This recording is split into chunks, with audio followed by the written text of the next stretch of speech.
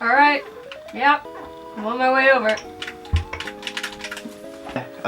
Just give me a moment, alright? I'm already in your house. Wait. What? I'm already in your room. Wait, how the hell did you do that? You have to say, it's pretty cool. Yeah, but why didn't you give me any time? What are you watching? It's an anime called Kill la Kill. It has great set of character, awesome plot, and just a really interesting setup that's really good.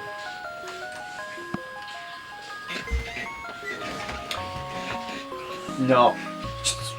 It's better than this. It's just don't. This is a bad example. Just stop. It looks like a high school fetish show with a girl who doesn't want to wear clothes and gets whipped. I know what it looks like, but hear me out. Watch a few episodes with me. Let me explain it, and just so you can make your own judgment. And this is why you should check out Kill la Kill. Why'd you say that? Well, you see, this is like my first real video. You know, I'm trying to get a catchphrase going. Like, what'd you think of it? Just no. Alright. If you couldn't tell from some of the clips you saw previously, the show oozes fan service, but it's more than that. It's a fantastic show with great characters, an awesome setup, over-the-top antics, and by far one of the best soundtracks to come out in a while.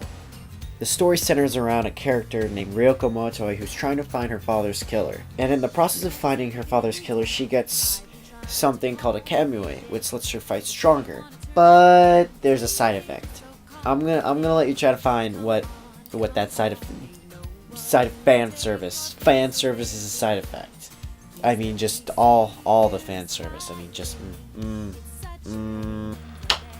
But the show becomes covering the aspects of being proud of your body and being proud of who you are. In the beginning of the show, she couldn't fight without being embarrassed, but now she's a badass who's proud of herself, who's proud of how she looks, and she can kick ass while fan service happens.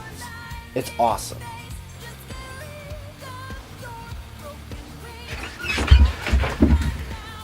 What's even more badass is about how the show takes sexualism and turns it on its head. Usually characters that are overly sexualized are dainty, weak, and useless. But this turns that trope on its fucking head. She's badass as hell.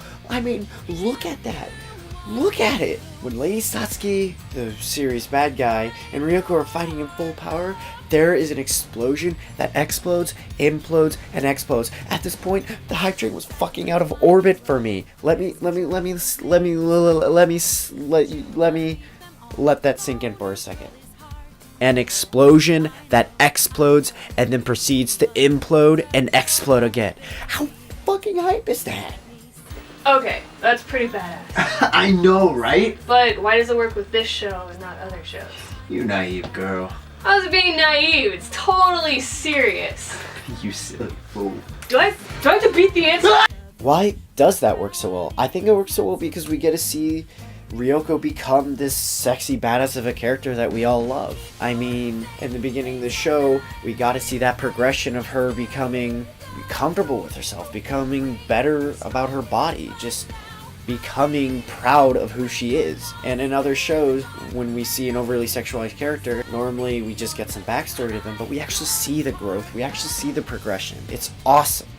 So, earlier you mentioned other characters, but all you've been talking about is your waifu, Ryuko.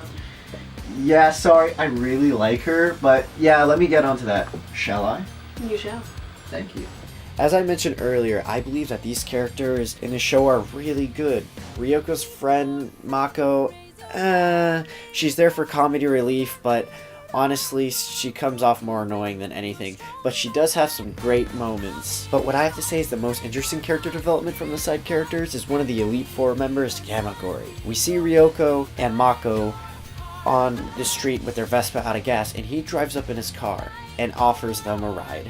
And Ryuko's baffled by the fact that her enemy's trying to help her. And he replies, "I'm just doing my job. I have to help students. As part of the student council, that is my job. It is my obligation." And It's really cool to see this out of one of the bad guys, because we see that they're just not bad guys to be bad guys.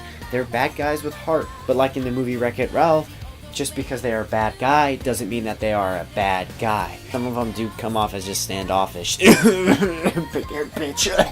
Oh man, how did that happen?